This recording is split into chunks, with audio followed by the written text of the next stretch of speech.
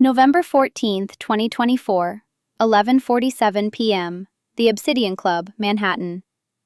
Vivian Castellano stood before a decision that would define the next 47 minutes of her life and every hour that followed. She could expose herself and face a $5 million bounty, or she could allow Marcus Dante Moretti, the most arrogant mafia boss in New York, to humiliate her in front of 200 witnesses. The air hung thick with Cuban cigar smoke and the particular strain of fear that vibrated beneath clinking baccarat crystal. She gripped the wine-soaked cloth in her hand, red liquid dripping onto Italian marble like blood at a crime scene. Stage lights from the basement fighting ring below cast shadows that climbed the velvet walls. Her heart hammered at 140 beats per minute, the same rhythm she'd learned to recognize in Atlantic City before every bare-knuckle match. What Vivian didn't know, in 47 minutes, she would kill 3 men to save the life of her enemy. That single act would shatter both their worlds forever. The Obsidian defined exclusive in a city that worshipped wealth and power. $30,000 leather sofas imported from Florence, crystal chandeliers that cost more than most Americans earned in a decade.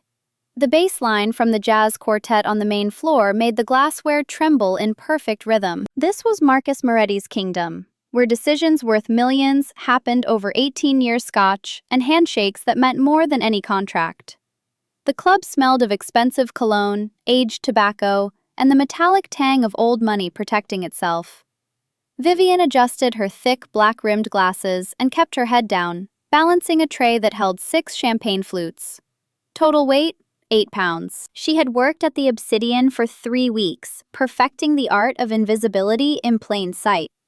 Her uniform hung 2 sizes too large, deliberately chosen to hide the definition in her shoulders and arms. She walked with a slight shuffle, masking the predatory grace of a woman who had spent 15 years learning to kill with precision. Here, she wasn't the Wraith, the ring name that had made bookies rich and strong men afraid across the East Coast underground circuit. Here she was, just Vivian, the clumsy nobody who spilled drinks and apologized too much. A drunk patron stumbled into her from behind, a Wall Street type with cocaine confidence and wandering hands. Physics demanded she fall, scatter glass, make a scene. Instead, her body executed a 45-degree pivot, weight shifting to her left leg in a movement so subtle the cameras wouldn't catch it. The tray didn't waver. Not a single drop of champagne touched the rim. The drunk mumbled an apology and staggered away. The club manager, Raymond, watched from his station near the kitchen. His eyes narrowed for half a second before moving on. Vivian's pulse spiked. That balance, that impossible steadiness, it belonged to a trained fighter, not a minimum-wage server. She'd made a mistake, revealed a fragment of muscle memory she'd spent 6 months trying to bury. She pushed through the kitchen doors, breathing hard. Steam from industrial dishwashers clouded the air. The smell of garlic and expensive beef filled her lungs. She set the tray down and moved to the women's restroom, locking herself in a stall. Her hands trembled now, not from fear, but from the constant effort of holding back. She removed her glasses and stared at her reflection in the polished steel of the sanitary napkin dispenser. Green eyes stared back, sharp as broken glass. A small scar behind her left ear marked the night in Atlantic City when Big Sal Romano had tried to cave her skull with an illegal elbow. She'd broken his femur in the next exchange. The crowd had roared. The syndicate had noticed. 47 days. She whispered the number like a prayer. 47 more days of tips and humiliation, and she'd have enough cash for a quality fake passport. Canada beckoned with promises of anonymity and coffee shop jobs where nobody cared about your past. She could disappear into Vancouver or Toronto, become someone who had never thrown a punch in her life. She replaced her glasses, hunched her shoulders, and stepped back into the role. The girl who couldn't fight back. The girl who took abuse with downcast eyes and trembling hands. The performance had kept her alive for 6 months. She could endure 47 more days. The kitchen buzzed with Friday night chaos. Angela, a 19-year-old server from Brooklyn with third-generation Italian roots and dreams bigger than her paycheck, stood frozen while the head chef screamed inches from her face. She dropped a plate. Porcelain shards glittered on the tile like stars. Vivian stepped between them, her voice small and apologetic. "My fault, chef. I set the plate too close to the edge." The chef's face purpled, veins standing out on his neck, but he swallowed his rage and waved them both away. Angela looked at Vivian with gratitude that made something twist in Vivian's chest. The girl reminded her of herself at 19, before Lorenzo Castellano had sold his daughter to the highest bidder and called it training. Never let the strong abuse the weak. Her father had taught her that principle in the worst possible way, by being the strong who abused her for 14 years. But the lesson had carved itself into her bones. She couldn't watch someone get destroyed without intervening, even when intervention threatened her own survival. Back in the main room, Vivian scanned the crowd with peripheral vision trained to catch threats. The Obsidian attracted New York's elite criminals, the ones who wore Armani instead of leather, who signed death warrants with Mont Blanc pens. She'd learned to read the room in Atlantic City, where missing the subtle shift in a boss's expression could mean a knife between your ribs in the parking lot. Booth 7 lit up on the service monitor. VIP section. Her stomach dropped. Raymond appeared at her shoulder, his cologne too strong and too cheap for this establishment. "Vivian, more wine for Mr. Moretti's table." She wanted to refuse, to claim sickness, to vanish into the November night and never return. Instead, she picked up a bottle of Chateau Margaux, 1996. The label read $3,200. She'd never held anything that expensive, except her own life. The cardinal rule that had kept her alive for 6 months screamed in her head. Don't attract attention. Do the work. Stay silent. Disappear. She approached booth 7 with her eyes locked on the white tablecloth. Marcus Dante Moretti sat in the center of the curved velvet banquette, like a dark prince surveying his kingdom. 34 years old, 6'3", Tom Ford suit that cost $12,000. Black hair swept back from a face that belonged on ancient Roman coins, all sharp angles and aristocratic cruelty. His eyes were the color of espresso brewed too long, dark and bitter and calculating. A full sleeve of tattoos covered his right arm, hidden now beneath expensive fabric. A scar ran along his left ribs, a souvenir from a turf war when he was 18 and stupid enough to think he was invincible. Beside him sat Salvatore DiNardo, 42 years old and loyal to Marcus for 15 years. They called him Sal, though never to his face, unless you wanted to see disappointment flicker in his eyes. He was built like a linebacker, with a scar running down his neck from a failed assassination attempt that had killed the previous boss.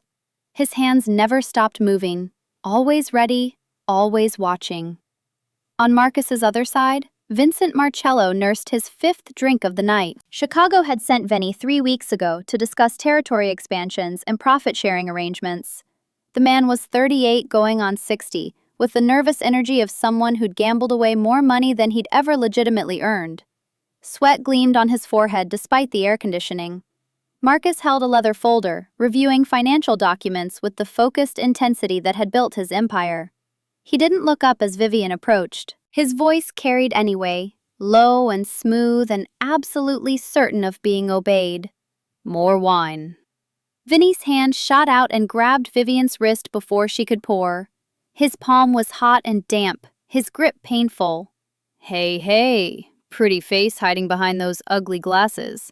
Why does Marcus hire such frumpy staff in a place like this? The wine bottle tilted in her hand. Instinct screamed a 3-move combination that would have Vinny unconscious before his brain registered the first strike. Snap the wrist, pivot, elbow to the temple. 0.8 seconds, maybe less. She drilled the sequence 10,000 times in gyms from Newark to Las Vegas. She forced herself to stumble instead, playing clumsy and weak. "Please, sir, let go." Marcus closed his folder with the deliberate precision of a man who wasted no movement. His voice carried boredom, indifference to her suffering. He cared about the noise level, not her safety. "Vinny, Leave the help alone. Vinny laughed, a wet sound full of alcohol and poor decisions. Just having fun, boss. He yanked Vivian harder, pulling her off balance. The sudden jerk made the bottle tilt past the point of recovery. Red wine, thick and dark as arterial blood, cascaded out in a perfect arc. It missed the crystal glass entirely and splashed across Marcus Moretti's pristine white dress shirt. The liquid spread across the charcoal wool of his suit jacket, a stain that would never fully wash out. The jazz quartet's trumpet hit a high note and held it. Then silence crashed down like a physical force. Conversation within a 30-foot radius died mid-syllable. Forks stopped halfway to mouths. 200 people in the club became 200 statues, all attention focused on booth 7. Vinny released Vivian's wrist as if her skin had caught fire. His face went pale. Marcus slowly closed the leather folder. He looked down at the spreading crimson stain on his chest. His fingers touched the wet fabric, came away dark. He raised his eyes to meet Vivian's, and for the first time she looked directly at him. His gaze held no emotion, just calculation, the measuring stare of a predator deciding if prey was worth the effort to kill. Do you know what this suit is made of? The question emerged barely above a whisper, but it filled every corner of the silent club.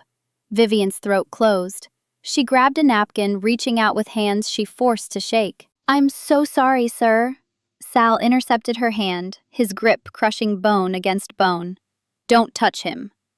Marcus stood. He towered over her, 6'3" of pure intimidation wrapped in ruined $12,000 wool.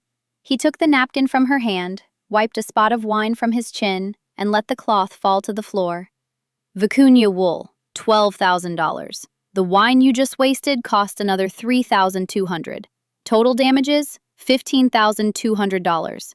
Her mind raced through calculations. Minimum wage, 15 hours a week, tips averaging $60 per shift. 3 years and 2 months to pay off that debt, assuming she ate nothing but rice and never paid rent. I'll pay for it. The words came out wrong, too small and broken. I'll work it off, please. Marcus laughed. The sound held no humor, just dry acknowledgement of a cosmic joke. You're a waitress. You make $15 an hour plus tips. It would take you 3 years and 2 months to pay for my laundry bill. He stepped closer, invading her personal space. The scent of sandalwood and danger rolled off him in waves. He was studying her now, looking for the fear, waiting for tears. That's what they always did when they had power. They waited for you to cry, to beg, to offer them pieces of yourself in exchange for mercy. But Vivian didn't cry. Behind the thick lenses of her glasses, her eyes remained steady. She breathed in through her nose, out through her mouth, controlling her heart rate the way Declan O'Malley had taught her in that Atlantic City gym when she was 16 and terrified. 4 counts in, hold 4. 4 counts out. The rhythm calmed her autonomic nervous system, dropped her pulse from 140 to 95. Marcus noticed. Confusion flickered across his face, quick as lightning. Most people shook uncontrollably when he loomed over them. This woman stood still. Too still. You have good balance for a clumsy girl. The words emerged as a murmur, almost to himself. Then he lashed out. A backhand slap aimed at her face, not to cause serious damage but to humiliate, to knock those ugly glasses off and make her understand her place in his hierarchy. It happened in a fraction of a second. Vivian didn't think. Her body betrayed her. Before his hand could connect with her cheek, her head slipped to the left. A microscopic movement, the kind of defensive slip that boxers drilled until it became autonomic reflex. Her left hand shot up and checked his forearm, redirecting the energy of his blow harmlessly into empty air. Time stopped. Marcus's hand hovered in the space where her face had been a millisecond ago. He stared at his own hand, then at her. The confusion in his eyes sharpened into dangerous curiosity. Vivian realized her catastrophic mistake. She immediately hunched her shoulders, looking at the floor. I flinched. I'm sorry. Marcus wasn't buying it. The boredom vanished from his expression, replaced by something predatory and focused. He'd thrown that slap with the speed that had dropped rival enforcers in turf disputes. A clumsy waitress didn't dodge Marcus Moretti by accident. He grabbed her chin, forcing her to look at him. His voice dropped to a whisper that somehow carried more menace than a shout. "You didn't flinch. You slipped the jab." He released her and turned to Sal. "Clear the room. Everyone out. Now!" Sal's massive frame shifted with confusion. "Boss?" "I said everyone out!" The roar came from somewhere deep in Marcus's chest, the voice of a man who'd built an empire on making people obey without question. Terrified patrons scrambled for exits. VIP members who'd paid $5,000 just for booth access fled like roaches when the lights came on. Within 90 seconds, the main floor stood empty except for Marcus, Sal, Vinny, and Vivian. Marcus unbuttoned his wine-stained jacket and tossed it onto the leather seat. He rolled up the sleeves of his white shirt, revealing forearms corded with muscle and covered in tattoos that told stories in ink and scar tissue. A full sleeve of Italian heritage mixed with symbols of power. A lion, a crown, playing cards showing a dead man's hand. "You owe me $15,200. His voice had shifted into something dangerous and playful, a cat toying with a mouse before the kill. "Since you can't pay with money, we're going to negotiate a different form of payment." Vivian took a step back. Her mind raced through escape routes. 2 exits, both blocked. Windows 40 feet up, reinforced glass. Sal positioning himself between her and the kitchen. Vinny standing near the main entrance with a gun-shaped bulge under his jacket. "I don't do that kind of thing, sir." Marcus smirked. "Get your mind out of the gutter. I don't want your body in my bed. I want to see what you're hiding under that apron." He pointed to the heavy iron door at the back of the VIP room. "Downstairs, the gym. If you can last 3 minutes in the ring with me without getting knocked out, I'll forget the debt. I'll even give you a tip." Vivian's heart hammered against her ribs. The gym, the ring, the one place she couldn't go. If she fought, she would reveal herself. If she revealed herself, the people hunting her would find her. And if they found her, the $5 million bounty would bring every hungry enforcer on the East Coast to collect. "And if I refuse?" Marcus pulled a silver lighter from his pocket and flicked the lid open and closed. Clink, clink. "Then Vinny here takes you out to the alley and teaches you a lesson about respecting your betters. And trust me, Vinny doesn't know when to stop." Vivian looked at Vinny, who cracked his knuckles with a sadistic grin that promised broken bones and worse. Then she looked back at Marcus.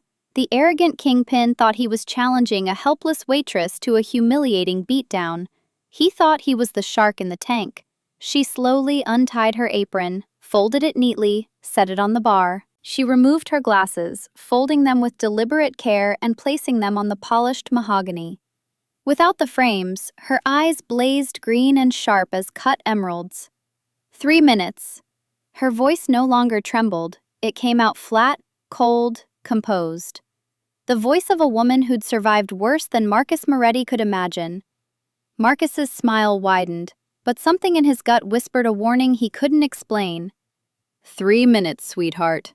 Try not to die. The basement of the Obsidian stood in stark contrast to the velvet luxury above. Exposed brick and concrete, the smell of old sweat, iron, and industrial bleach. Fluorescent lights buzzed overhead, casting harsh shadows. In the center stood a regulation-sized boxing ring, the canvas stained with faint dark patches that no amount of scrubbing could erase.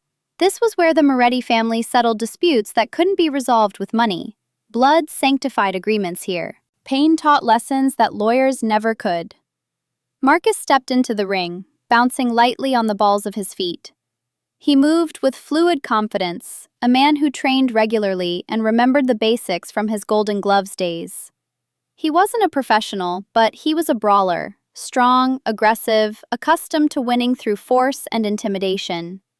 At 18, he'd been runner-up in the New York Golden Gloves tournament. Then his father had called him home to learn the family business. Boxing became a hobby. Violence became a career. Sal stood by the bell, looking nervous.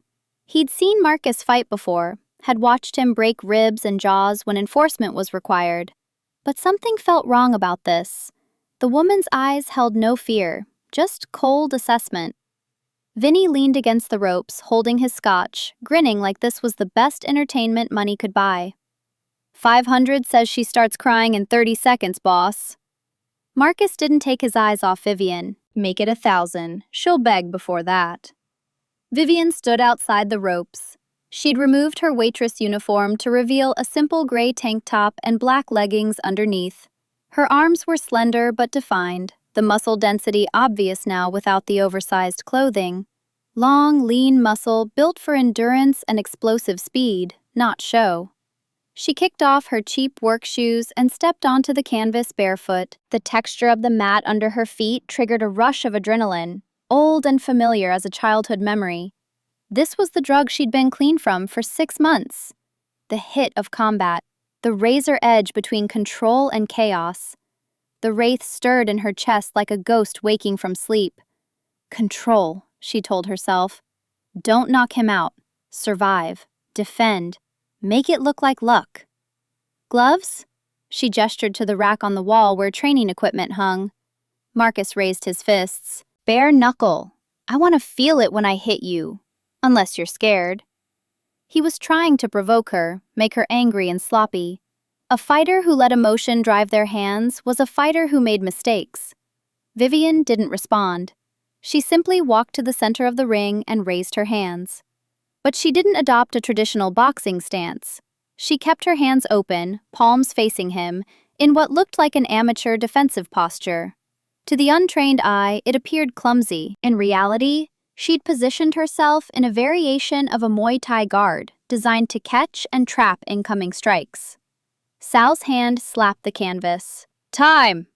Marcus lunged immediately. No warm-up, no feeling out process. He threw a straight right aimed directly at her jaw, a punch meant to end the fight in the first exchange. Vivian saw the telegraph in his shoulder before his arm began to move. Time seemed to slow. She could have stepped inside and shattered his ribs with an uppercut, could have swept his lead leg and cracked his skull on the canvas, could have ended this in 2 seconds. Instead, she did the bare minimum. She ducked frantically, making it look like a panic reaction. Marcus's fist sailed over her head, wind rushing past her ear. Slippery. Marcus turned and swung a heavy left hook. Vivian stumbled backward, tripping over her own feet intentionally, falling against the ropes. The hook missed her nose by an inch, close enough to feel the air pressure change. Get up, Marcus barked, enjoying the chase. Stop running. Vivian scrambled to her feet, breathing hard. I can't do this. She added a quiver to her voice, selling weakness. 2 minutes left, Vinny jeered from the sidelines. Hit her, boss! Marcus cornered her. He unleashed a flurry of body shots, combinations meant to dig into her ribs and drive the air from her lungs. Vivian covered up, bringing her elbows tight to her body in perfect shell defense. To Marcus, it looked like cowering. In reality, she was catching every punch on her forearms and elbows, protecting her vital organs while absorbing minimal damage. He hits hard, she noted clinically. Good power, poor accuracy. Overcommits his weight on every punch. 10 years since his last real fight, muscle memory fading. One of Marcus's punches slipped through her guard and grazed her cheekbone. The skin split. Warm blood trickled down her face, the copper taste reaching her lips. The sight of blood triggered something in Marcus. His eyes darkened. The boredom and playfulness vanished, replaced by something primal. He wound up for a haymaker, a massive, telegraphed punch that left his entire midsection exposed. It was instinct, pure, undeniable muscle memory. As Marcus threw the haymaker, Vivian's body took over. She couldn't help it. The opening was perfect, a gift handed to her by years of training and 10,000 sparring rounds. She dropped her level, pivoting on her right foot. She drove her fist upward, not with full power, that would kill him, but with perfect precision, targeting the solar plexus where the celiac plexus nerves clustered like electrical wiring. The sound was wet and sickening. Marcus's eyes bulged. Air left his lungs in a violent whoosh. He staggered backward, clutching his chest, his face turning purple. He tried to inhale, but his diaphragm had gone into spasm, paralyzed by the perfectly placed strike. Silence descended on the gym. Vinny dropped his glass. It shattered on the concrete, the sound sharp and final.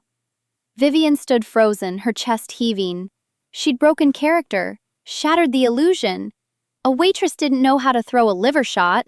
A waitress didn't understand anatomy well enough to target the solar plexus with surgical precision. Marcus dropped to one knee, wheezing. Water streamed from his eyes due to oxygen deprivation, but there was no anger in his face anymore. Just recognition. Understanding dawning like a terrible sunrise. He gasped, sucking in a ragged breath. Who are you? Vivian backed away toward the ropes. Her mind raced through lies. I got lucky. You slipped. Bullshit, Marcus wheezed, forcing himself to stand. Pain radiated through his core, immense and undeniable, but he ignored it. He wiped sweat from his forehead. That was a liver shot, shovel hook, professional technique, precise.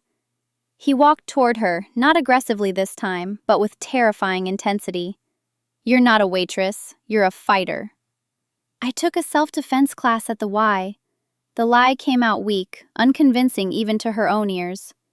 Don't lie to me! Marcus's voice echoed off concrete walls, bouncing back with authority earned through a decade of making people tell the truth or suffer consequences. I know violence when I see it. You move like a killer. He stopped 2 feet from her. He looked at the cut on her cheek, then down at her hands.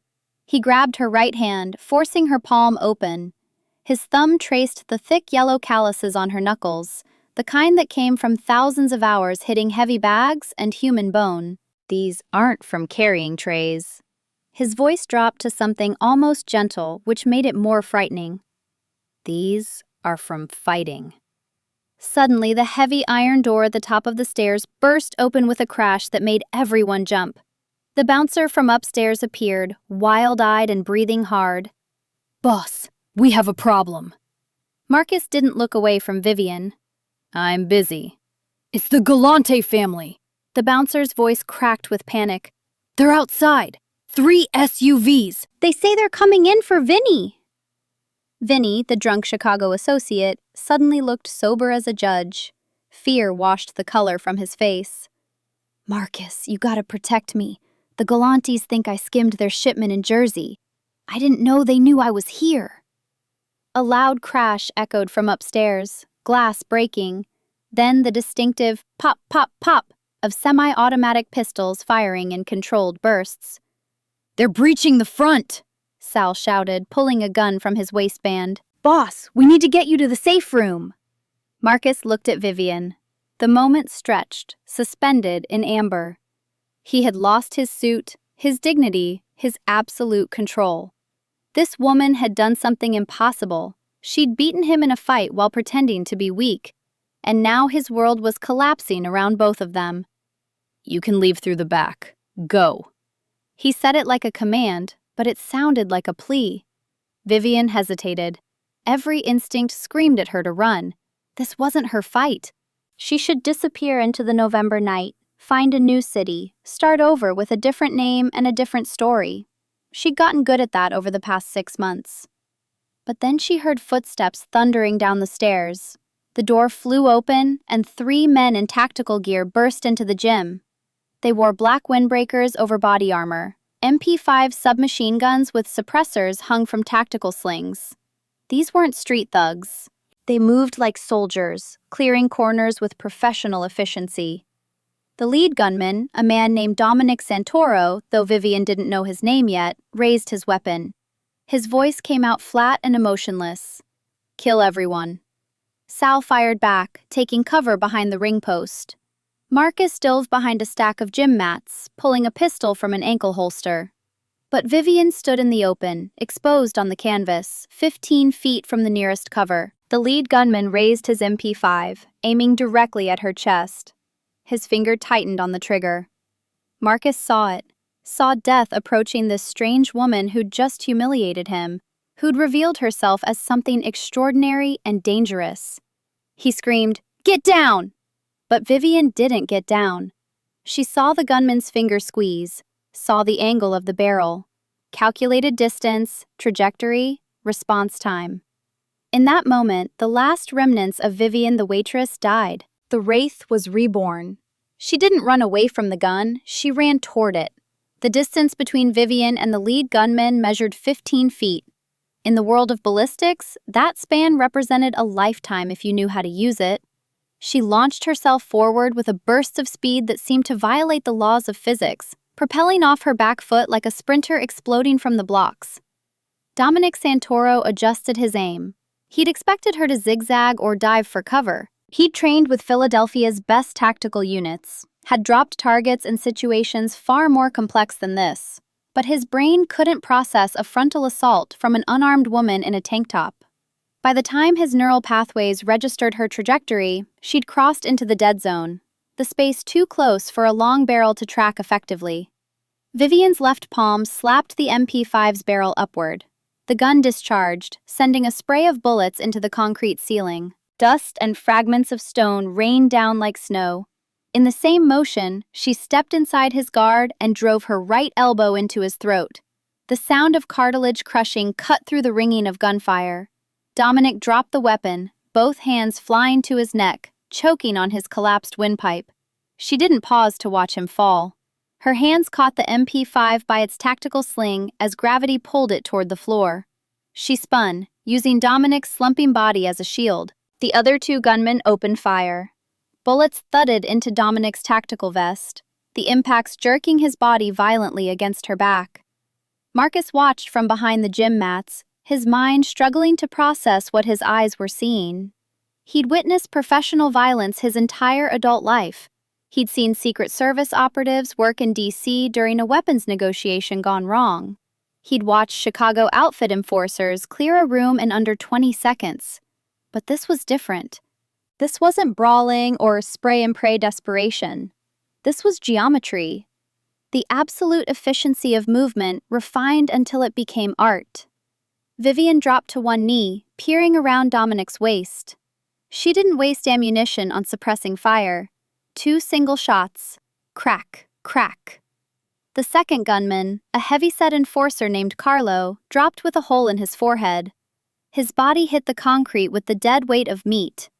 The third gunman realized the engagement had turned catastrophic. He scrambled for cover behind the boxing ring, leveling his weapon at Sal, who was pinned down and reloading his pistol with shaking hands.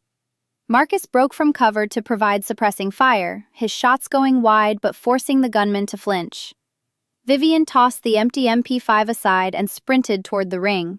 She vaulted over the top rope in a move that required immense core strength, using her momentum to swing her legs out in a flying scissor kick. Her ankles caught the third gunman in the head, just as he rose to aim.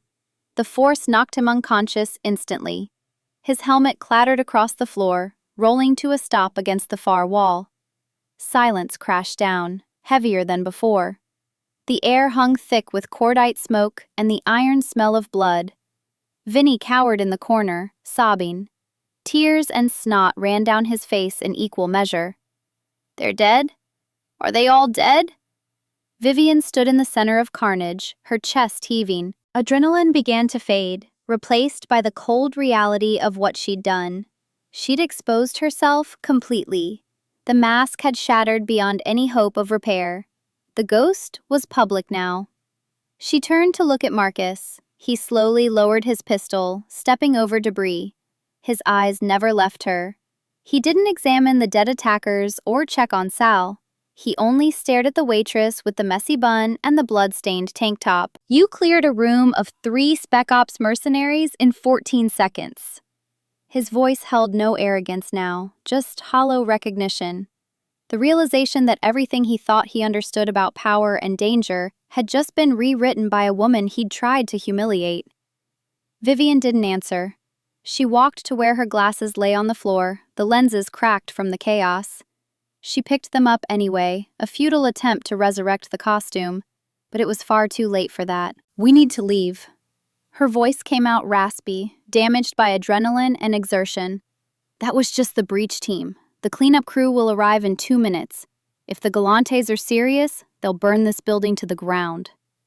Marcus snapped back into command mode, his survival instincts overriding his fascination. "Sal, get the car around back, now." Sal looked at Vivian with eyes that held something close to fear, then scrambled up the stairs. His footsteps echoed in the stairwell, fading fast. "Vinny, let's go." The Chicago associate couldn't stand. His legs had turned to water, all strength fled. "I can't walk, my legs won't work." Marcus crossed the distance in 3 strides and slapped Vinny hard enough to snap his head sideways. "Walk or die, your choice." They moved toward the emergency exit in the back alley. Vivian took point, moving with the acquired pistol from one of the fallen gunmen. She checked corners with practiced efficiency, cleared the hallway, and signaled them to advance with hand gestures that Marcus recognized from military training videos. He studied her back as they moved. A tattoo marked her right shoulder blade, partially visible through a tear in her tank top. A black chess piece. A knight. The memory hit him with the force of a freight train. 2 years ago, his cousin Frankie had called from Atlantic City with a story about an underground fight ring. A woman had defeated the heavyweight champion of the East Coast Circuit. Big Sal Romano, 300 pounds of steroid-enhanced muscle, had entered the ring confident and left on a stretcher with a shattered femur. They'd called her the Wraith. She fought in wraps and a simple mask, never spoke, never stayed for the purse collection. She'd vanished after refusing to throw a fight for the Luciano family. Rumors said they'd put $5 million on her head. Marcus felt something strange unfold in his chest. Not fear anymore. Fascination. The clumsy waitress he'd tried to bully was the most dangerous woman on the East Coast, and she was currently the only thing keeping him alive. They burst into the alley. Sal waited in a black Escalade, engine running, driver's door open. Marcus shoved Vinny into the back seat and climbed in after him. Vivian moved to the passenger seat, her movements precise and controlled despite the chaos. Sal floored it. Tires screamed against asphalt. They shot out of the alley and merged into late-night Manhattan traffic. Behind them, flames began to lick from the Obsidian's windows. The Galantes had made good on their threat. Marcus watched his kingdom burn in the side mirror. 15 years of work, millions of dollars in real estate and reputation, reduced to insurance claims and police reports. But he was alive. That counted for something. He turned his attention to Vivian, who sat rigid in the passenger seat, the stolen pistol resting in her lap with casual familiarity. "Where are we going?" "My place." Her voice carried absolute certainty. "Queens, Astoria, 4th floor walk-up. No security, no doorman, nobody knows it exists." Marcus looked down at his $3,000 shoes, then at the blood and dust covering his white shirt. The King of New York, hiding in a Queens tenement. The absurdity should have been insulting. Instead, it felt like the only smart move left. "Fine, take me to your castle, princess." The drive to Queens stretched 23 minutes through streets that gleamed with rain that had started falling while they were underground. Sal kept checking the mirrors, watching for pursuit that never materialized. The Escalade's interior smelled like leather and gun oil.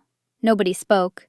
Vinny had stopped crying, but his breathing came in ragged gasps. They parked 2 blocks from the Target building, a crumbling brick tenement on the corner of 34th Avenue and Ditmars Boulevard. Graffiti marked the entrance. The front door's lock had been broken for months. This was the kind of neighborhood where people minded their own business because asking questions drew the wrong kind of attention. Vivian led them up 4 flights of stairs.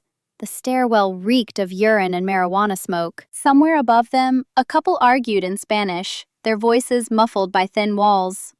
Marcus's world had narrowed to this, following a ghost through a building where cockroaches scattered from their footsteps. The apartment was a studio barely larger than a prison cell.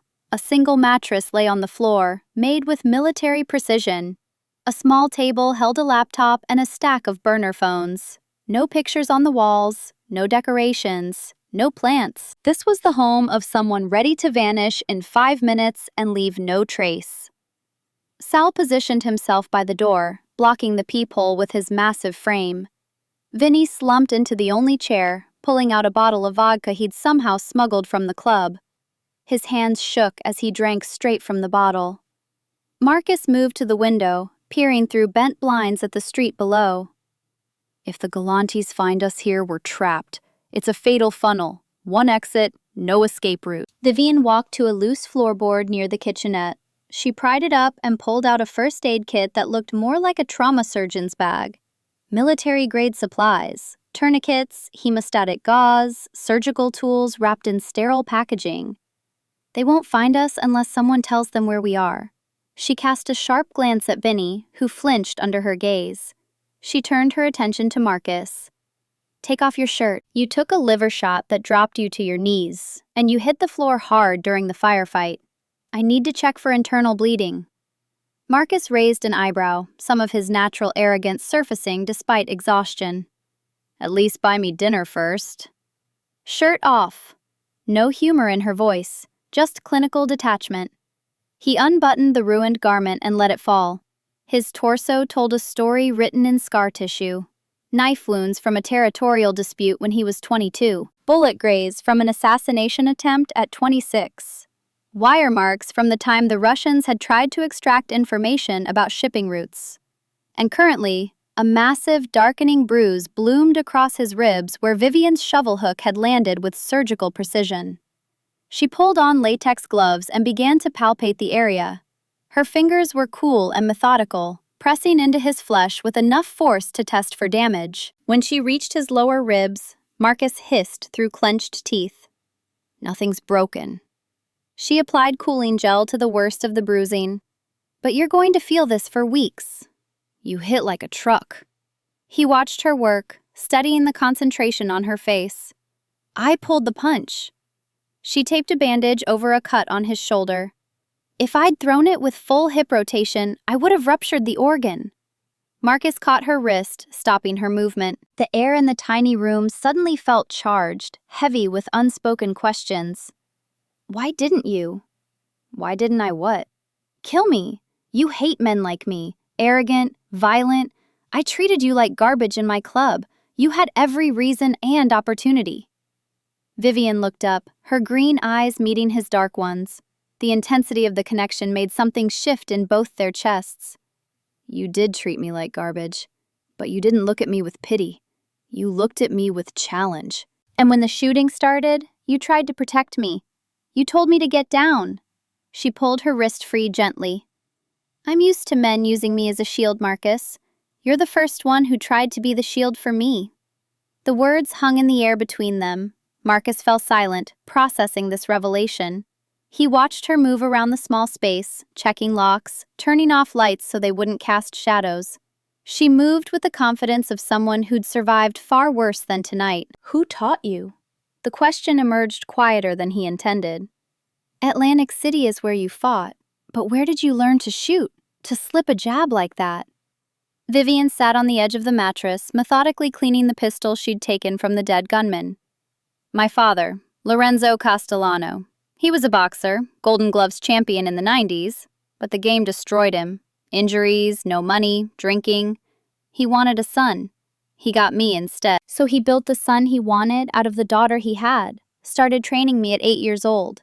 By 14, it wasn't training anymore. It was torture. Ice baths when I lost sparring sessions, no food for a day if my footwork was sloppy, beatings that put me in the hospital twice, explained away as accidents. Marcus moved closer, sitting beside her on the narrow mattress. The proximity felt dangerous and necessary at the same time. Is he still alive? No, the word came out flat, emotionless. I killed him. The admission should have shocked Marcus. In his world, though, patricide wasn't a sin. Sometimes it was the only path to survival. Was it justified? It was survival. When I was 22, I escaped the Atlantic City syndicate. I came back to Newark to get him to help me disappear. He tried to sell me again, this time to the Luciano family out of Philadelphia. We fought in his apartment. He pulled a knife. I didn't need one. She set the pistol aside and looked at Marcus with an expression that held both vulnerability and steel. I broke his arm first, then his knee. Then I walked away while he was still alive. He bled out on his kitchen floor. The police ruled it self-defense when they found the knife and my blood all over the walls. Marcus reached out and touched a strand of hair that had fallen near her face. The gesture was gentle, almost reverent. You're not a waitress, Vivian, and you're not a monster. You're a queen in exile. Something shifted in Vivian's expression. For the first time in 6 months, she allowed herself to lean into human contact, just for a second, just enough to remember what it felt like to be touched without violence attached. Then she pulled back, reestablishing boundaries. We have one bed. I'll take the floor. The offer surprised even Marcus. Don't be stupid. You're injured. We share, back to back. If anyone comes through that door, we wake up fighting. They lay down on the narrow mattress, Marcus's back pressed against hers, and he could feel the steady rhythm of her breathing, the warmth of her body. For the first time in 10 years, since before his father had been killed and the weight of the family business had fallen on his shoulders, Marcus Moretti slept without the paranoid edge that usually kept him half awake. He had the wraith guarding his back. Dawn broke over Queens with the gray, sickly light of November in New York. Vivian's eyes opened before the sun fully rose, her internal clock calibrated for danger. She lay still, feeling Marcus's arm draped over her waist. In sleep, he'd turned toward her, seeking warmth and safety in ways his waking mind would never permit. She slid out carefully, not wanting to wake him yet. She moved to the table where her laptop waited, already monitoring all devices on the local network. A simple script she'd written tracked any unusual data transmissions. Her blood turned to ice. 3 outgoing messages from Vinny's phone, sent at 2:17 a.m. while everyone slept. She opened the log. The messages had been encrypted, but her decryption software made short work of basic cellular security. Message 1. We are in Astoria, 4th floor brick building, corner of 34th and Ditmars. Message 2. Waitress is the shooter. She's military trained. Message 3. Bring heavy crew. She's dangerous. Vivian didn't yell. The cold calm of the wraith descended over her like a familiar coat. She walked to the chair where Vinny had passed out, grabbed a handful of his greasy hair, and slammed his face into the wooden armrest. Vinny woke with a shriek, blood pouring from his nose. Marcus was up instantly, gun drawn, operating on instinct. Vivian, what? She threw the laptop onto Vinny's lap. He sold us. Marcus read the screen, his face transformed into something carved from stone, all humanity fleeing from his expression. You sold us to the Galantes after I saved your miserable life, Vinny blubbered through blood and snot. They threatened my mother. They showed me photos of her house in Chicago. I didn't have a choice. Everyone has a choice. Marcus raised his pistol. Don't kill him. Vivian's command cut through the room with absolute authority. Marcus turned to her, confused. He's a liability. Dead, yes, but alive, he's an asset. If he's texting them, they're listening. She shoved the phone into Vinny's trembling hands. Text them back. Tell them the bodyguard is dead and the door is unlocked. Sal moved from his position by the window, understanding dawning. Why would we want them to think? Because I want them to come through that door thinking they've already won. Vivian's smile held no warmth, just the promise of violence delivered with surgical precision. Vinny's hands shook so hard he could barely type. He managed to compose the message, tears streaming down his face. They replied, ETA, 30 seconds. Ready? Vivian looked at Marcus, and something passed between them, understanding forged in fire. Born ready. The door didn't open. It exploded inward. A battering ram splintered the wood, and 2 men in dark windbreakers surged through, expecting an easy kill. They saw Vinny sitting on the floor and grinned. Vivian's shot took the lead man in the throat. Marcus popped up and double-tapped the second. The hallway erupted with automatic gunfire. Bullets shredded the drywall, filling the room with choking white dust. Vinny screamed, curled in a fetal position. A stray bullet from his own supposed allies found his neck. He made a wet gurgling sound and went still, his eyes wide with the surprise of betrayal. We can't hold this, Marcus shouted over the roar of gunfire. They have too many men. Vivian grabbed a flashbang grenade from her tactical bag, a relic from her days in the underground circuit when she'd needed to make quick exits from venues that didn't want to pay. She pulled the pin and tossed it into the hall. The concussive blast shook the building. Blinding light flooded through the doorway. She hauled Marcus toward the fire escape. "Go up, to the roof!" They scrambled out the window onto rusted metal stairs that clanged under their weight. Sal followed close behind, firing wild shots to cover their retreat. They reached the roof, a flat expanse of tar and gravel with air conditioning units rusting in the salt air from the East River. Vivian pointed to the neighboring building. "There, 6 feet across." Marcus looked at the gap. 4 stories of empty air yawned below, ending in a narrow alley filled with dumpsters and broken glass. Jump or die. The roof access door burst open behind them. 6 Galante soldiers spilled out, weapons raised. Vivian didn't hesitate. She launched herself into empty air, her body stretching across the gap. She hit the adjacent roof in a perfect roll, combat training taking over. Marcus followed, landing hard but safe, his expensive shoes skidding on loose gravel. They turned for Sal. The big bodyguard sprinted toward the edge, his face set with determination. He jumped, arms outstretched, reaching for the ledge. A single shot cracked through the morning air. The bullet caught Sal mid-flight, punching through his shoulder and destroying his momentum. His hands missed the ledge by inches. For a moment he hung in space, surprise written on his face. Then gravity claimed him. He fell, tumbling through empty air, and crashed into the dumpster 4 stories below with a sound that would haunt Marcus's nightmares.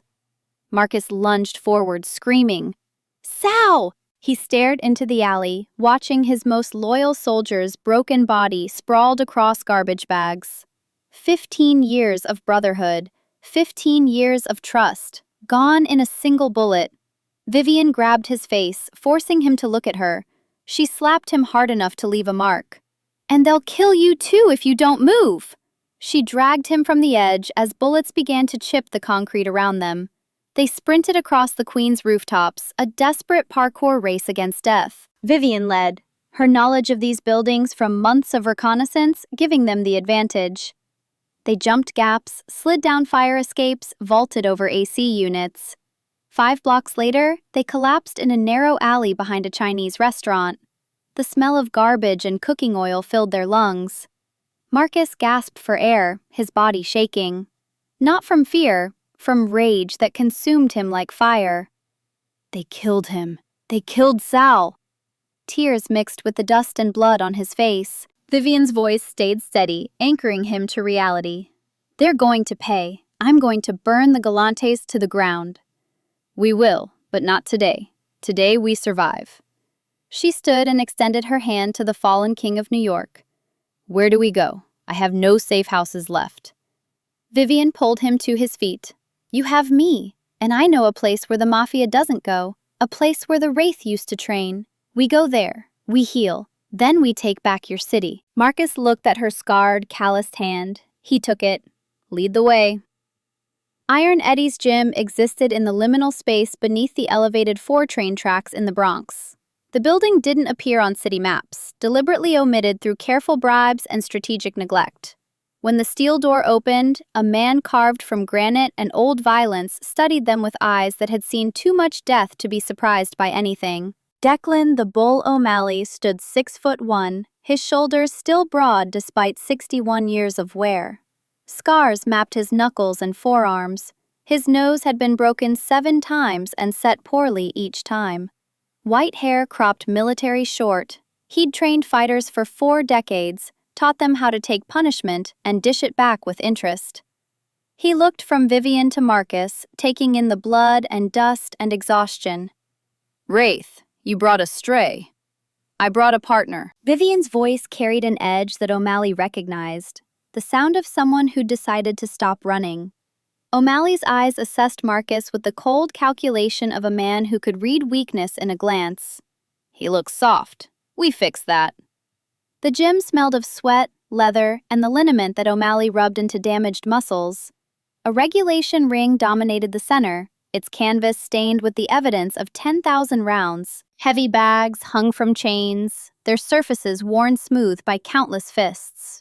Speed bags, jump ropes, weights that had built champions and broken pretenders. A small room in the back held a cot, a mini-fridge, and a bathroom with a shower that had seen better decades. It wasn't much. but it was invisible, and invisibility meant survival. The first week broke Marcus down systematically. O'Malley showed no mercy, no deference to the man's wealth or reputation. In this gym, those things meant nothing. Only the work mattered. "You fight like a spoiled brat." O'Malley circled Marcus on the canvas. "All ego, no discipline." Marcus bristled, his pride wounded. "I was Golden Gloves runner-up." "That was 16 years ago. You're soft now. Vivian, show him." She stepped into the ring, moving with the fluid economy of someone who'd logged 10,000 hours. Marcus threw a heavy jab, telegraphed, obvious. She batted it away effortlessly. He tried a hook. She slipped inside and countered with a light body shot that made him gasp. "You fight with anger. Anger makes you predictable. Predictable makes you dead." She stepped back, her face unreadable. "Don't try to break the wave, Marcus. Be the water." Marcus wanted to argue, to defend himself. Instead, he listened. Something in her voice, in the absolute certainty of someone who'd survived what should have killed them, made him pay attention. The days blurred into a routine of pain and incremental progress. Footwork drills until his calves burned, ladder work to teach his feet the angles, cone drills to build explosive movement, mirror drills with Vivian as his partner, forcing him to match her rhythm. Defense came harder. O'Malley hung a slip bag, a heavy ball suspended at head height, and made Marcus dodge left and right while Vivian called combinations. Slip, slip, roll, duck. Her voice became his metronome, the rhythm that kept him alive. Shell defense made him feel vulnerable, keeping his elbows tight to his body while Vivian threw body shots that he had to absorb without flinching. But gradually, his body remembered. Muscle memory from his Golden Gloves days began to resurface, refined now by desperation and focus. Offensive precision replaced his brawling instincts. He drilled arm bars, rear naked chokes, leg locks, until Marcus could feel weight distribution, could anticipate hip escapes and reversals. Mental training came last, but mattered most. Vivian sat with him after the physical work ended, teaching him to control the panic that could kill faster than any bullet. Your biggest enemy isn't the Galantes, it's your own fear.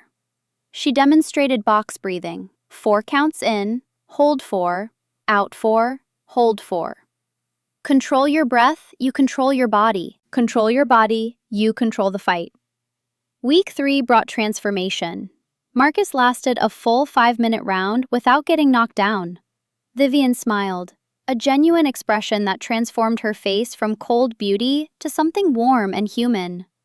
"Better. You're learning." That night, they sat on the ring apron, sharing water from a single bottle. The intimacy of exhaustion had broken down walls that violence couldn't touch. "Why did you really leave Atlantic City?" Marcus asked. "It wasn't just the bounty." Vivian's eyes went distant, seeing ghosts. "The fight that ended everything? My opponent was a kid, 20 years old, from Newark. The syndicate ordered me to break his arm in round 1 to send a message to a rival operation. I refused. They said they'd kill me if I didn't comply. So I went into that ring planning to throw the fight, let him beat me, then disappear into the wind. But the kid was good, too good. He had my patterns figured out by round 2. He was going to win legitimately. Then I saw the syndicate boss give a signal to his corner. They poisoned his water bottle. He started seizing in round 3, fell and hit his head on the ring post, brain hemorrhage, dead before the ambulance arrived. I realized they were going to kill him regardless. My refusal meant nothing. I was just a tool, a weapon they pointed at targets. So I walked out, went to the boss's office that night. He laughed, said I couldn't leave. That's when I saw the photos. Dozens of girls like me. Teenagers sold into the fight circuit, their futures stolen. I burned the building, got the girls out first. The boss didn't make it. Marcus absorbed this, his hand reaching for hers. He didn't say anything, just held her scarred knuckles in his palm.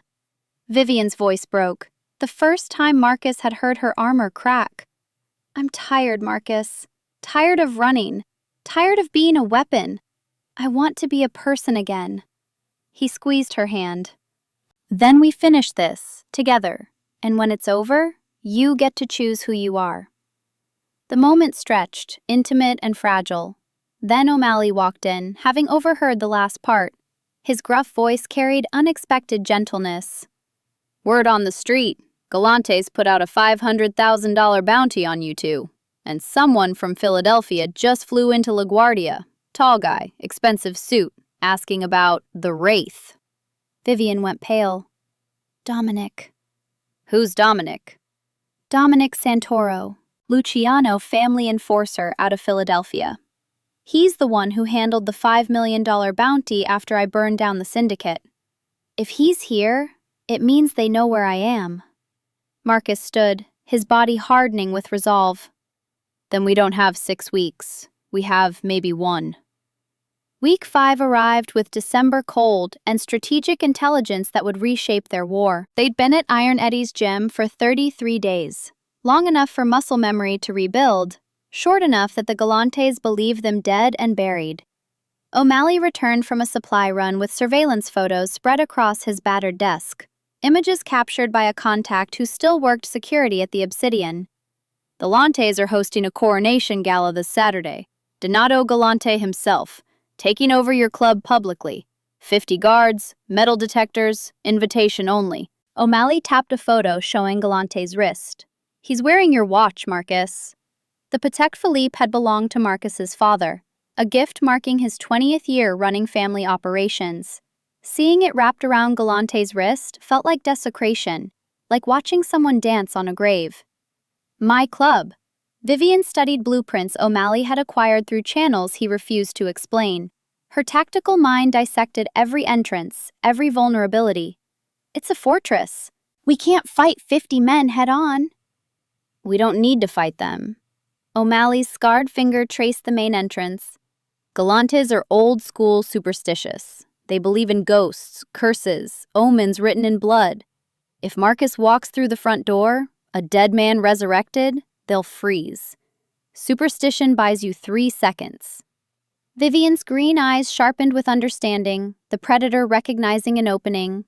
In 3 seconds, I can remove the head from the snake. They spent the next 5 days constructing a plan from equal parts desperation and precision. Marcus would enter through the main doors, visible and impossible to ignore. Vivian would slip through the kitchen. She knew that route intimately from her waitressing days, knew which cameras had blind spots and which staff entrance had a broken lock that maintenance never fixed. O'Malley would cut power at the external breaker box exactly 2 minutes after Marcus entered. Emergency lights would activate, bathing everything in disorienting red wash. In that confusion, Vivian would reach the VIP booth. Marcus would confront Galante with psychological warfare, while Vivian neutralized guards using non-lethal methods when possible. They'd force a confession, recorded via a microphone sewn into Marcus's jacket lining. Then they'd transmit the evidence to an FBI contact Vivian had cultivated during her months investigating escape routes from the city. The final piece involved data Vivian had already stolen. She'd hacked Galante's financial servers weeks ago, planting his ledgers on an FBI server with a delayed upload trigger. The moment they activated it, federal agents would descend like locusts. This is insane. Marcus studied the plan, searching for fatal flaws his paranoia insisted existed. If one element fails, then we improvise. That's what we do. Vivian's certainty carved through his doubt like a blade through silk. The night before the mission, they sat in the ring under fluorescent lights that hummed with failing ballasts. Marcus wrapped his hands in the methodical way O'Malley had drilled into him, each loop of tape a small meditation. Vivian cleaned a pistol that wouldn't be coming with them, just habit, the ritual of preparation her father had beaten into her bones. Marcus's hands stilled on the tape. If tomorrow doesn't work out the way we planned, it will. But if it doesn't, I need you to know something. He turned to face her fully, vulnerability crossing features that had learned to hide everything. You changed me. I was a king sitting on a throne built from fear and broken bones, thinking I had everything, but I was hollow inside, just an echo of what my father wanted me to be. You showed me what real strength looks like. It's not ruling through terror. It's fighting for something that actually matters. His voice dropped lower. You matter, Vivian. She set the gun aside with deliberate care. When this is over, what do you want? I want to rebuild the family operations into something legitimate. Use the network for security contracts, cyber protection, work that doesn't leave bodies in alleys or mothers crying over closed caskets. No more blood money. He paused, searching for courage. And I want you beside me, not as a bodyguard, not as a weapon, as a partner, equal in everything. Vivian stood and walked to him. She cupped his face in her hands, calluses rough against his skin, the texture of survival. You're the first man who ever asked what I wanted, instead of telling me what I was. They kissed. Not the desperate collision of people seeking escape from their demons, but the slow, deliberate connection of two warriors finding peace in each other. Marcus pulled back slightly, his forehead resting against hers. After tomorrow, we see if we survive. Then we talk about futures. Their final sparring session the next morning revealed how far Marcus had traveled. He moved differently now, fluid and economical, no wasted motion betraying amateur eagerness. Vivian threw full-speed combinations that would have hospitalized him 5 weeks ago. He slipped two, parried one, countered with a controlled shovel hook that would have dropped most men. O'Malley rang the bell. Stop. That's it. You're ready. Marcus and Vivian touched gloves, the boxer's gesture of respect earned through shared suffering and sweat and blood. O'Malley's phone buzzed. His expression darkened as he read the message, age lines deepening around his eyes. Santoro just checked into the plaza, 2 blocks from the Obsidian. He's been asking staff about Saturday's gala. He'll be there. Vivian's voice carried no fear, just cold acceptance of variables beyond control. Then we deal with 3 threats simultaneously: Galantes, FBI, and the Lucianos. Marcus looked at her, seeing the exiled queen who'd become his anchor. We've faced worse odds. Have we? But she smiled, fierce and certain as a blade. Tomorrow, we take back everything they stole. December 28th, 2024, Saturday night. The Obsidian had been transformed under Galante occupation. The velvet Marcus had chosen was gone, replaced with black leather and gold accents that screamed nouveau riche desperation. Champagne flowed from fountains like water. Bass from imported speakers made crystal chandeliers tremble in their moorings. Donato Galante held court in Marcus's former booth, 56 years old with silver hair and the vulture-sharp features of a man who'd climbed over corpses to reach power. He wore the stolen Patek Philippe on his wrist, its weight a constant reminder of conquest. His suits cost $20,000, but somehow always looked cheap on his frame. At 9:47 p.m., Vivian entered through the kitchen. She wore a black server uniform stolen from the laundry service, her hair in a simple bun. No glasses this time, she was done hiding from the world. The kitchen staff barely glanced at her. Invisibility came from confidence, from moving like you belonged in whatever space you occupied. She picked up a tray of canapés and merged into the flow of servers working the main floor. Her eyes cataloged everything with tactical precision. Guard positions, exit routes, the heavy security presence that made the air thick with testosterone and poor judgment. At 9:55 p.m., the front doors opened. Marcus Dante Moretti walked into the Obsidian. He wore a vintage tuxedo that O'Malley had somehow procured, fitted perfectly to his transformed frame. His hair was swept back, face clean-shaven. He looked untouched by the chaos of the past 6 weeks. He looked immortal. The club fell silent. Conversations died mid-word. A champagne flute slipped from someone's hand and shattered, the sound like a gunshot in the sudden quiet that pressed down like physical weight. Confused murmurs rippled through the crowd. Is that? No, he's dead. The Galantes killed him. That's a ghost. Donato Galante stood slowly, his face draining of color until it matched the white tablecloth. The champagne flute in his hand trembled, spilling expensive French wine onto Italian leather. You're dead. Marcus's voice carried across the silent room, resonant with command presence that 6 weeks of training had refined into a weapon. I was, but hell wouldn't have me. Something about unfinished business. He walked toward the VIP section with measured steps. The crowd parted like water before a shark's approach. 50 guards stood frozen, their training short-circuited by superstition that ran deeper than logic or money. O'Malley had been right. They believed in ghosts, and a ghost had just walked through their door. At 9:57 p.m., the lights died. Absolute darkness crashed down. Screams erupted. Panic spread like wildfire through people who'd never faced real danger, who thought money could buy immunity from death. 10 seconds later, emergency lights activated. Eerie red illumination painted everything in shades of blood and shadow that made the familiar alien. Vivian had used the darkness to close distance. She now stood behind Galante's personal security detail, 4 men who'd killed for him, who'd sworn loyalty unto death or prison. She didn't attack. She spoke, her voice cutting through the chaos with surgical precision. "Gentlemen, my name is Vivian Castellano. You may know me as the Wraith. I killed 3 of your colleagues 2 weeks ago in 14 seconds. I'm offering you a choice. Walk away now, or I add 4 more names to my count. Choose quickly." One guard, young and smart enough to value his life over his paycheck, lowered his weapon. He stepped back, hands raised in surrender that his grandfather would have called cowardice, but his mother would call wisdom. The second guard, older and stupider, sneered. "We don't take orders from bitches." Vivian sighed. Wrong answer. The fight lasted 38 seconds. The older guard swung a haymaker that Marcus, trained Marcus, slipped with minimal movement.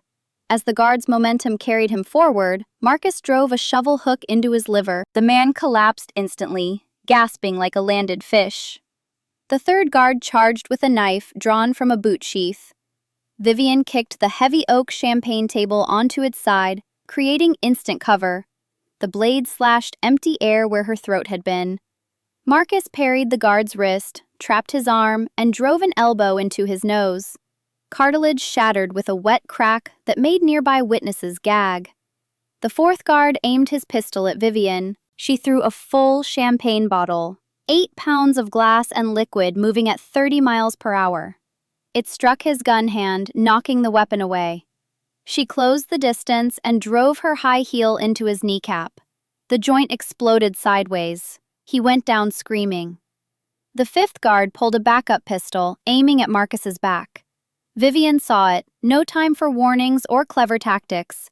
She launched herself in an 8-foot leap that would have impressed Olympic athletes. She collided with the guard as he fired. The bullet went wide, shattering an antique mirror behind the bar into 1,000 reflections of violence. They hit the ground together. He tried to aim again. She grabbed his gun hand and bent his wrist backward until bones snapped like dry branches. He dropped the weapon, sobbing. The crowd stood paralyzed. Some fled for exits. Some filmed on phones, capturing evidence that would go viral within hours. The age of secrets was dying in real-time documentation.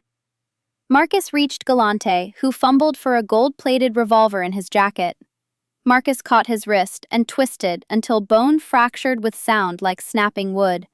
Galante screamed, a high sound stripped of all dignity and power. Marcus slammed Galante's face into the table. Spilled champagne and broken glass cut the older man's cheeks. "You broke the peace. You killed Sal DiNardo, the best man I've ever known. You tried to hunt us like we were animals you could cage." Galante's voice came out choked with pain and fear. "Please, I'll give you everything. Money, territory, my suppliers. Just let me go." Marcus looked at Vivian. She nodded once, the prearranged signal they'd practiced.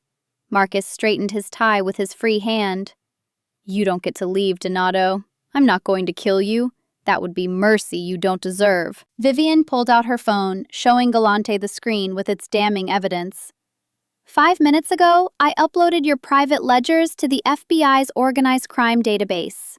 Every bribe, every murder, every shipment documented in your own hand. The federal agents are already en route. Galante's eyes widened with horror that transcended physical pain. No. No! Marcus's voice dropped to something cold and final. You'll spend the rest of your life in a supermax prison. Solitary confinement. 23 hours a day in a concrete box. You'll watch the sun through bars and know you lost to a dead man. Sirens wailed in the distance, growing closer with each passing second. From the crowd, a tall man stepped forward. 6'5", custom suit that cost more than most cars. A scar running through his left eyebrow. Dominic the Blade Santoro, 45 years old and the most feared enforcer in the Luciano crime family. Vivian Castellano, or should I call you by your ring name? Vivian's body went rigid. This was the nightmare scenario, the variable they couldn't plan for or control. The Lucianos send their regards. $5 million is a substantial bounty. I've been searching for you for 2 years. He pulled a Beretta from a shoulder holster, the motion smooth and practiced as breathing. Marcus stepped in front of Vivian, placing his body between her and the gun. You want her? Come through me first. Santoro's laugh held genuine amusement. Brave. Foolish, but brave. The standoff stretched, tension pulling the air tight enough to snap. Vivian's mind raced through scenarios, calculating odds and outcomes. Santoro was former military, expert in close-quarters combat. She could take him, but not before he got a shot off. If she died, Marcus died trying to protect her. If Marcus died, she'd kill Santoro but lose the only person who'd ever seen her as human instead of a weapon. Unacceptable. She spoke in Italian, the language of her father and his father before him. Santoro, you're a professional. The Lucianos pay you for results, not vendettas. I have a counteroffer worth considering. Santoro's gun didn't waver, but his eyes showed interest. I'm listening. The ledgers I sent to the FBI? They include detailed information about Luciano operations in New York, shipment routes, warehouse locations, every contact from here to Philadelphia. If you kill me, that information becomes public tomorrow morning. The Lucianos lose their East Coast infrastructure overnight. You're bluffing. But uncertainty crept into his voice like water through stone. Am I? Check your phone. Your boss received a sample 10 minutes ago. Santoro's phone buzzed in his pocket. He pulled it out with his free hand, glancing at the screen without lowering his weapon. His expression shifted from anger to calculation. He was a businessman who killed for profit, not a zealot who killed for ideology. He lowered the Beretta slowly. You're proposing a trade. The full data for your life. Not just my life. I'm offering you Galante's entire network. Chicago, Miami, Las Vegas. Contacts, territories, operations that took him 30 years to build. The Lucianos absorb everything with zero resistance. You become a hero to your bosses instead of the man who started a war you couldn't win. Marcus added his voice, quiet but weighted with certainty. And if you refuse, you shoot her. I kill you. The FBI arrests everyone they can find. The Lucianos get nothing except a power vacuum their enemies will fill. Santoro holstered his weapon. You have 48 hours to deliver the contacts. If you don't, the bounty returns. And next time, I won't announce myself. He turned toward the exit, pausing at the door. You're intelligent, Wraith. That's why you're still breathing. He disappeared into the crowd as FBI agents burst through the main entrance. Tactical teams in body armor, weapons drawn, shouting commands that echoed off expensive surfaces bought with blood money. Marcus and Vivian used the chaos, slipping through the kitchen exit into the alley where O'Malley waited in a van with the engine already running. Get in! They dove into the back. The van peeled away from the curb, tires screaming against wet asphalt. Inside, Marcus and Vivian sat on the floor, adrenaline finally crashing and leaving them shaking. O'Malley's voice came from the driver's seat. News is everywhere. Feds arrested Galante. 17 of his top lieutenants in handcuffs. It's finished. Marcus looked at Vivian, exhaustion and relief warring in his expression. Is it? Santoro. I'll handle Santoro. Galante's contacts are in the seized files. The FBI will hand them over as evidence eventually. I'll anonymize the data and send it to the Lucianos. They'll leave us alone. She managed a small smile. I planned for this contingency. Santoro's predictable. He's a businessman who happens to kill people, not a killer who happens to do business. Marcus took her hand, lacing their fingers together. Where to? Connecticut, the safe house off Route 7. We lay low for a month until federal attention shifts. Vivian squeezed his hand. Then, we build something new. March 28, 2025, 3 months later. The Obsidian had been reborn again. Marcus purchased it from bankruptcy auction for $6 million, half its actual worth, but money talked when federal seizure clouded titles. He'd gutted the Galante aesthetic, replacing tacky gold with sophisticated charcoal fabric and clean modern lines. No velvet, no ostentation. Power didn't need to scream anymore. Marcus's office occupied the top floor, floor-to-ceiling windows overlooking Central Park, where early spring was painting the trees green. Minimalist furniture, a desk that cost more for its restraint than its materials. This was the workspace of someone who'd learned that true strength came from discipline, not display.